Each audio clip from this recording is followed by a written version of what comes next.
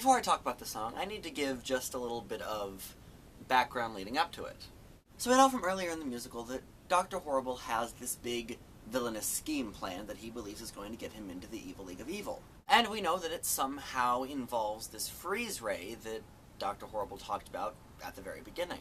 And we know that Dr. Horrible needs one more thing to get the freeze ray to be operational, and that one more thing is Wonderflonium.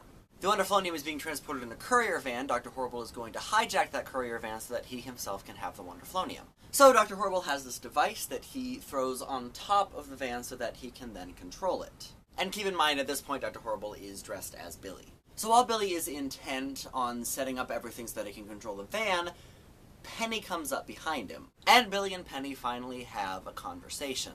I wouldn't cheer just yet. You see, while Penny is perfectly willing to have a conversation, Billy is a bit too intent on performing this task. Penny recognizes Billy and asks him, after a little bit, to sign the petition. Billy does so, but he is still more intent on making sure that the task that he has set himself is fulfilled. After an attempt at lengthening the conversation, Penny finally gives up and leaves. And Billy almost stops what he's doing and goes to talk to Penny. But he doesn't. And that's where this song begins, so let's dive right in. The first part of the song is honestly just Billy convincing himself that he needs to do the deed. He tells himself that he needs to finish what he has begun. Now, I mentioned back when I talked about Penny about a year ago that Billy was so intent on being evil that he forgot why he wanted to be evil in the first place. Because one of those reasons was to attract Penny's attention, and he is so intent on being evil that he didn't make the connection that he had already gotten Penny's attention. And this is where it really begins. This is the moment where Billy is so intent on becoming a supervillain that he kind of begins to ignore Penny. But ultimately, although Billy does sing the first part of the song, this song is not technically his. This song is hijacked, and I do mean that pretty much literally, by Captain Hammer.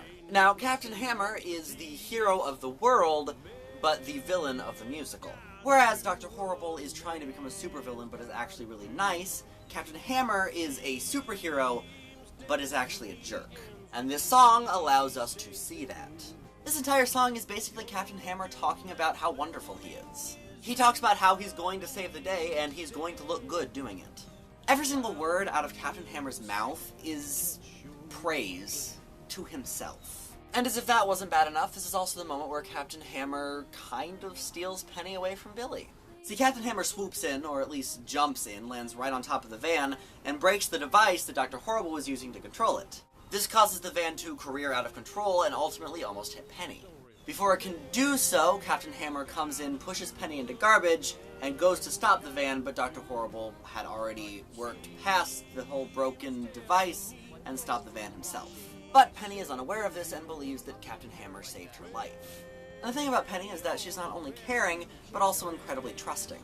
So she doesn't really see at this point that Captain Hammer is a terrible person. All she sees is the superhero who saved her life. So it just gives Dr. Horrible another reason to completely despise Captain Hammer. So that's it for this week's song. Tune in next week for next week's song. See you then. So please give me a sec to catch my breath.